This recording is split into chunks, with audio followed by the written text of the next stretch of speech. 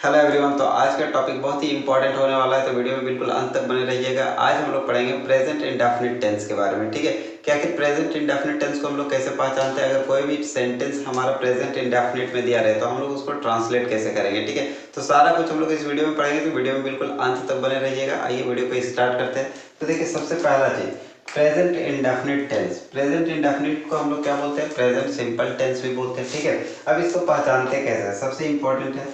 तो देखिए, अगर किसी भी वाक्य के अंत में ता है, ते है, ती है इत्यादि दिया रहे तो वो आपका क्या होगा, प्रेजेंट इंडेफिनिट टेंस होगा। ठीक है, अब प्रेजेंट इंडेफिनिट में हम लोग सबसे पहला पढ़ेंगे अफर्मेटिव स्ट्रक्चर। क्या अफर्मेटिव सेंटेंस में हमारा सेंटेंस दिया रहे तो हम लोग उसको ट्रांसलेट कैसे करेंगे। ठीक है, तो देखिए आपका एफर्मेटिव का स्ट्रक्चर क्या होता है। सबसे पहले होगा सब्जेक्ट, उसके बाद से वर्ब 1 या तो वर्ब 5 या तो प्लस ऑब्जेक्ट। ठीक है, सब्जेक्ट प्लस वर्ब 1 या वर्ब 5 प्लस ऑब्जेक्ट। अब देखिए ये तो आपका है स्ट्रक्चर। अब ये वर्ब 1 और वर्ब 5 लगता किसके साथ है, ये बहुत इंपॉर्टेंट है, क्योंकि यहाँ अक्सर क्या होता है कि स्टूडेंट यहाँ पर जाकर गलत कर देता है। ठीक है, तो ये हम लोग वीडियो में बिल्कुल अंत तक बने रहिएगा ताकि हमको अच्छे से समझ में आ जाए कि कहाँ पे वर्ब 1 का यूज करना है और कौन से सब्जेक्ट के साथ वर्ब 5 का यूज करना है। ठीक है, तो देखिए आई, आई के साथ क्या होगा, वर्ब 1 का यूज किया जाता है। वी के साथ वर्ब 1 का यूज होता है। यू के साथ वर्ब 1।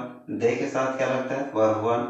और प्लूरल नंबर के साथ क्या होगा, वर्ब 1 का यूज किया जाएगा। ठीक है, तो यहाँ पर सारा तो हम लोग को क्या है, सब्जेक्टिव प्रोनाउन सब्जेक्टिव केस समझ में आ रहा है, लेकिन ये प्लूरल नंबर क्या होता है। तो प्लूरल नंबर आपका क्या होता है, अगर एक से अधिक व्यक्ति हो या तो वस्तु हो तो वो आपका क्या होगा, प्लूरल नंबर होगा। ठीक है, अब प्लूरल नंबर के साथ क्या होता है, वर्ब 1 का यूज किया जाता है। ठीक है, वर्ब 5 का यूज किसके साथ किया जाता है, तो ही के साथ, शी के साथ, इट और सिंगुलर नंबर के साथ वर्ब 5 का यूज किया जाता है। ठीक है, अब सिंगुलर नंबर क्या होता है, अगर कोई भी एक व्यक्ति या एक वस्तु हो तो आपका क्या होगा, सिंगुलर नंबर होगा। ठीक है, सिंगुलर नंबर के साथ वर्ब 5 का यूज किया जाएगा। यहाँ तक क्लियर है। नेक्स्ट देखिए, अब वर्ब 1 से अगर वर्ब 5 बनाना है तो हमको क्या लगाना पड़ेगा, कैसे हम लोग वर्ब 1 को वर्ब 5 में कन्वर्ट कर सकते हैं, बना सकते हैं। ठीक है, तो कभी भी अगर वर्ब 1 को वर्ब 5 में बनाना हो तो हम लोग क्या करेंगे, एस या ई एस वर्ब में लगा देंगे तो वो आपका क्या होगा, वर्ब 5 बन जाएगा। ठीक है, जैसे फॉर एग्जाम्पल आपका एक वर्ब दिया है गो। ठीक है, वर्ब का मतलब क्या होता है, काम। आपका काम क्या है, जाना। तो अगर गो दिया, अब बोले कि गो का वर्ब 5 बनाना है तो क्या करना पड़ेगा, एस या ई एस लगाना पड़ेगा। ठीक है, तो गो को अगर वर्ब 5 बनाते तो क्या होगा, गोज। ठीक है, उसी तरह देखिए नेक्स्ट एग्जांपल क्या दिया है, रीड। रीड का वर्ब 5 क्या होगा, तो रीड, इसमें एस लगा दी, क्या हो गया, रीड्स। ठीक है, अब कहाँ पे एस का यूज होगा, कहाँ पे ई एस का यूज होगा, इसको हम लोग भी थोड़ा सा समझ लेते हैं। ठीक है, अगर कोई भी वर्ब का लास्ट में आपका ओ, एस, एक्स या एच दिया रहे तो इसके साथ आपको क्या करना है, ई एस लगाना है। ठीक है, किसी भी वर्ब का लास्ट में ओ, एस, एक्स या एच दिया रहे तो उसके लास्ट में आपको क्या करना है, ई एस लगाकर वर्ब 5 बना देना है। यहाँ तक समझ में आ गया। अब देखिए हम लोग ट्रांसलेट कैसे कर सकते हैं। तो सबसे पहले हम लोग एफर्मेटिव पढ़े थे। अब एक्चुअली एग्जाम्पल लेते हैं, जैसे मैं स्कूल जाता हूँ। ठीक है, अब देखिए यहाँ पर कौन सा सेंटेंस, ये हमारा किस में है, प्रेजेंट में है कि पास्ट में कि फ्यूचर में, हम लोग कैसे पहचानते हैं। अगर किसी भी सेंटेंस के लास्ट में है, हो, हूँ दिया रहे तो वो आपका क्या होगा, प्रेजेंट टेंस होगा। अगर ता, ते, ती दिया रहे तो वो आपका क्या होगा, इंडेफिनिट। तो देखिए क्या हो गया, प्रेजेंट इंडेफिनिट टेंस। अब इसका हम लोग को ट्रांसलेट कैसे करेंगे। ठीक है, जैसे सबसे पहले दिया सब्जेक्ट। सब्जेक्ट आपका क्या है, मैं। तो मैं का इंग्लिश क्या होगा, आई। उसके साथ क्या लगाना है, वर्ब 1 या तो वर्ब 5। ठीक है, अब देखिए आई के साथ कौन सा वर्ब लगता है, तो यहाँ पर वर्ब 1 का यूज किया जाता है। अब वर्ब का मतलब क्या होता है, काम। ठीक है, तब यहाँ पर काम क्या हो रहा है, स्कूल की जाना। काम क्या है, तो जाना आपका क्या है, काम है। ठीक है, तो जाना का इंग्लिश क्या होता है, गो। तो क्या लिखना है, वर्ब 1, आई के साथ वर्ब 1, आई गो, मैं जाता हूँ। ये हो गया, कहाँ जा रहे हैं, स्कूल। तो अगर कहीं जाते हैं तो प्रीपोजिशन टू का यूज होता है और कहीं से आते हैं तो प्रीपोजिशन फ्रॉम का यूज होता है। ठीक है, जाने में आपको टू लगाना है और आने में फ्रॉम का यूज करना है। ठीक है, तो आई गो, कहाँ जा रहे हैं, स्कूल। तो क्या हो जाएगा, टू स्कूल। मैं स्कूल जाता हूँ। अगर आता है कि हम लोग स्कूल जाते हैं तो हम लोग का क्या होगा, वी के साथ भी क्या लगेगा, वर्ब 1। तो वी गो टू स्कूल, हम लोग स्कूल जाते हैं। तुम स्कूल जाते हो तब क्या होगा, यू गो टू स्कूल। वे लोग स्कूल जाते हैं, दे गो टू स्कूल। सीता और गीता स्कूल जाती है, तब क्या होगा, देखिए प्लूरल नंबर, जब एक से अधिक व्यक्ति हो तो वो आपका क्या होगा, प्लूरल नंबर। सीता और गीता स्कूल जाती है, तो अब देखिए सीता और गीता दो व्यक्ति है, ठीक है, तो उसके साथ क्या लगेगा, वर्ब वन, तो क्या बन जाएगा, Sita and Gita go to school, ठीक है। नेक्स्ट, वह स्कूल जाता है, अब इसका कैसे बनाएंगे, वह स्कूल जाता है, ठीक है, तो वह का इंग्लिश क्या होगा, ही। अब देखिए ही के साथ कौन सा वर्ब लगता है, वर्ब फाइव, क्या लगता है, वर्ब फाइव। अब देखिए वर्ब आपका क्या है यहाँ पर, जाना, जाना का इंग्लिश क्या होता है, गो, तो ये तो आपका क्या है, वर्ब वन, ठीक है।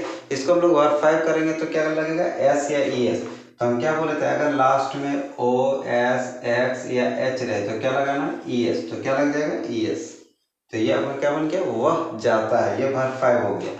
कहाँ जा रहा है, स्कूल, तो क्या हो जाएगा, टू स्कूल, वह स्कूल जाता है, ही गोज टू स्कूल, वह स्कूल जाती है, तब क्या हो जाएगा, अगर लड़की रहे तो शी गोज टू स्कूल, ठीक है। सीता स्कूल जाती है तो सीता गोज टू स्कूल। मैं दौड़ता हूँ, आई रन, हम लोग दौड़ते हैं, वी रन, तुम दौड़ते हो, यू रन, वे लोग दौड़ते हैं, दे रन, सीता और गीता दौड़ती है तो सीता एंड गीता रन, वह दौड़ता है, ही रन्स, वह दौड़ती है, शी रन्स, सीता दौड़ती है, सीता रन्स। मैं आम खाता हूँ, आई ईट अ मैंगो, तुम आम खाते हो, यू ईट अ मैंगो, वह एक आम खाता है, ही इट्स अ मैंगो, ठीक है। यानी कि इसका एकदम बिल्कुल ध्यान रखना कि कहाँ पे वर्ब वन का यूज हो, कहाँ पे वर्ब फाइव का यूज होगा, कहाँ पे वर्ब वन का यूज होगा, बिकॉज इट्स वेरी इंपॉर्टेंट, ठीक है। ये बहुत ही इंपॉर्टेंट है और इसी में जाकर क्या करता है, स्टूडेंट अक्सर गलती करता है, ठीक है। आई होप कि यहाँ तक समझ में आ गया हो कि कहाँ पे वर्ब वन लगेगा, कहाँ पे वर्ब फाइव लगेगा, ठीक है। जैसे मेरा भाई दौड़ता है, अब एक चीज कंफ्यूजन यहाँ पे होता है, मेरा भाई दौड़ता है, ये तो सारा कुछ जानता है, I we you he she it, ये सब में कोई भी कंफ्यूजन नहीं है, ठीक है, कहाँ पे वर्ब वन लगाना है, कहाँ पे वर्ब फाइव। लेकिन मेरा भाई दौड़ता है, अब यहाँ पर वर्ब वन लगेगा कि वर्ब फाइव लगेगा, इस तरह का जब भी सब्जेक्ट आता है तो क्या होता है, लोग कंफ्यूज हो जाते हैं, ठीक है। तो मेरा भाई दौड़ता है, तो एक चीज रखिए, मेरा भाई, यहाँ पर एक सिंगुलर नंबर के बारे में बात हो रहा है, तो उसके साथ क्या लगेगा, वर्ब फाइव का यूज होगा। जैसे फॉर एग्जाम्पल मेरा भाई दौड़ता है, मेरा भाई दौड़ता है, ठीक है, तो मेरा भाई एक है तो क्या हो जाएगा, माय ब्रदर, ठीक। अब जब एक है तो उसके साथ क्या लगेगा, सिंगुलर नंबर, सिंगुलर नंबर के साथ क्या यूज होगा, वर्ब फाइव का यूज होगा, तो माय ब्रदर, दौड़ना का क्या होगा, रन, और वर्ब फाइव में क्या लगता है, एस, तो माय ब्रदर रन्स, मेरा भाई दौड़ता है, ठीक है।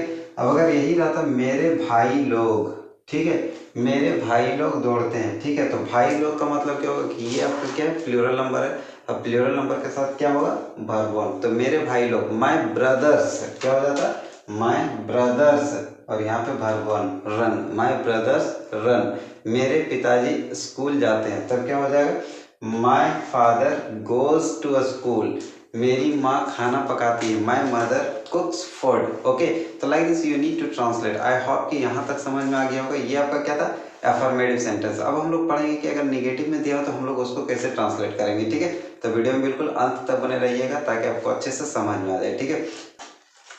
तो देखिए निगेटिव स्ट्रक्चर, अब निगेटिव सेंटेंस जब बनाना तो हमारा निगेटिव स्ट्रक्चर क्या होगा, that's plays a very important role, okay. तो देखिए सबसे पहला चीज कि आपको स्ट्रक्चर अच्छे से याद होना चाहिए, ठीक है। अगर आपको स्ट्रक्चर आएगा तो आप बिल्कुल आसानी के साथ ट्रांसलेट कर सकते हैं, ठीक है। तो देखिए आपका स्ट्रक्चर क्या होगा, सबसे पहले सब्जेक्ट लगेगा, फिर डू या तो डज, उसके साथ नॉट, फिर वर्ब का फर्स्ट फॉर्म, फिर ऑब्जेक्ट, ठीक है। अब यहाँ पर एक क्वेश्चन अराइज होता है कि किसके साथ हम लोग डू का यूज करेंगे और कहाँ पे डज का यूज करेंगे, तो दैट्स वेरी सिंपल, ओके। देखिए यहाँ पर कैसे, तो देखिए आई, जहाँ भी आपका वर्ब वन का यूज हुआ है, जहाँ भी वर्ब यानी कि फर्स्ट वर्ब का फर्स्ट फॉर्म लगा है, उसके साथ आपको क्या लगेगा, डू का यूज करना होगा, ठीक है। जैसे I we you they plural number, तो यहाँ तक जो हो गया, इसके साथ आपको क्या करना है, डू का यूज करना है, ही शी इट और सिंगुलर नंबर, इसके साथ क्या लगेगा, डज का यूज होगा, ठीक है। यहाँ तक समझ में आया। अब हम लोग ट्रांसलेट कैसे करेंगे, जैसे फॉर एग्जाम्पल मैं बाजार नहीं जाता, नहीं जाता हूँ, ठीक है। अगर आपका सेंटेंस में नहीं लगा रहे तो वो आपका क्या होगा, नेगेटिव सेंटेंस होगा, ठीक है। अब देखिए हम लोग इसको ट्रांसलेट कैसे कर सकते हैं। सबसे पहले क्या लगेगा, सब्जेक्ट। सब्जेक्ट आपका क्या दिया, मैं का इंग्लिश क्या होगा, आई।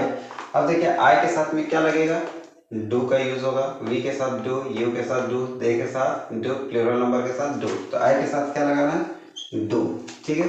उसके बाद क्या लगेगा, नहीं के लिए नॉट, तो आई डू नॉट। अब उसके बाद से वर्ब का फर्स्ट फॉर्म, तो काम यहाँ पर क्या हो रहा है, जाने का, तो जाना का इंग्लिश क्या होगा, गो। जा कहाँ रहे भैया, वो आपका क्या होगा, ऑब्जेक्ट, तो बाजार। कहाँ जा रहे हैं, बाजार। तो I do not go to market. मैं बाजार नहीं जाता हूँ। मैं स्कूल नहीं जाता हूँ, I do not go to school. मैं नहीं दौड़ता हूँ, आई डू नॉट रन। मैं नहीं जानता हूँ, आई डू नॉट नो। मैं हिंदी नहीं पढ़ता हूँ, I do not read Hindi. मैं नहीं खेलता हूँ, आई डू नॉट प्ले। मैं क्रिकेट नहीं खेलता हूँ, I do not play cricket. Like this you need to practise, okay. अब देखिए एक एग्जांपल, यहाँ पर हम लोग डू प्लस नॉट, ठीक है। इसका अगर कॉन्ट्रैक्शन करेंगे, कॉन्ट्रैक्शन का मतलब कि अगर हम ये दोनों को मिलाएंगे, ठीक है, तब इसको हम लोग कैसे बोल सकते हैं, डू प्लस नॉट। तो इस तरह लिखा जाता है, एपोस्ट्रॉफी लगेगा, ठीक है। इसको हम लोग कैसे लिखते हैं, इस तरह लिखते हैं। इसको हम लोग क्या पढ़ेंगे, डोंट, ठीक है। तो मैं बाजार नहीं जाता हूँ, तो हम लोग इसको और भी क्या बोल सकते हैं, I don't go to market. मैं बाजार नहीं जाता हूँ। मैं नहीं खेलता हूँ, आई डोंट प्ले। मैं नहीं सोता हूँ, आई डोंट स्लीप। वह नहीं जाता है, अब वह के साथ में, अब देखिए डज के साथ में अगर नॉट रहे तो क्या लगेगा, डज प्लस नॉट, क्या बनेगा, डजंट।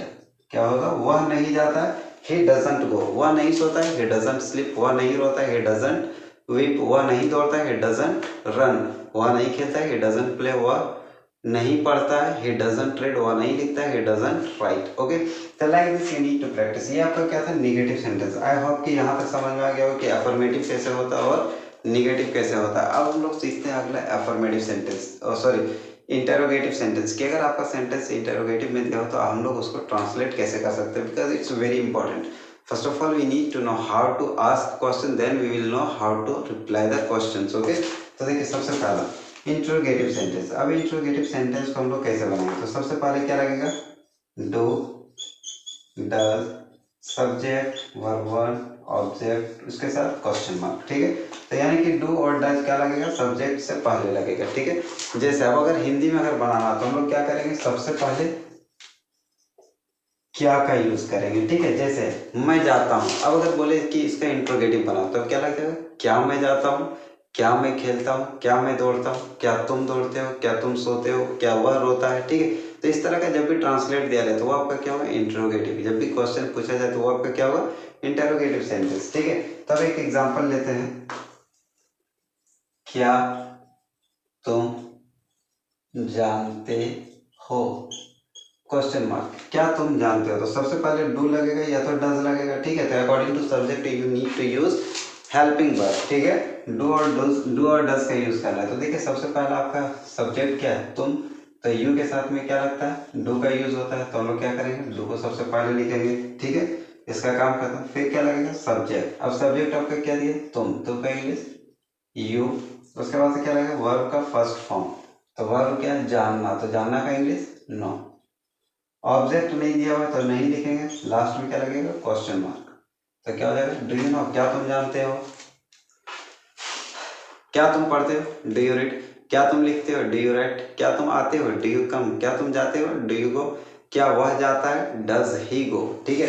ये एक चीज याद रख लेना है कि ही के साथ हमेशा डज का यूज होगा और बाद बाकी इसके साथ में डू का यूज होगा, ठीक है। तो डू डज के साथ आपको कंफ्यूज नहीं होना है, कहाँ पे वर्ब वन का यूज करना है, कहाँ पे वर्ब फाइव का यूज करना है, इसमें कंफ्यूज नहीं होना, ठीक है। चलिए एक क्वेश्चन पूछा जाए, क्या आप पढ़ते हो, तो डू यू रीड। तो इसका आंसर क्या हो सकता है, यस आई रीड, या तो अगर नहीं पढ़ते तो no I don't read, okay.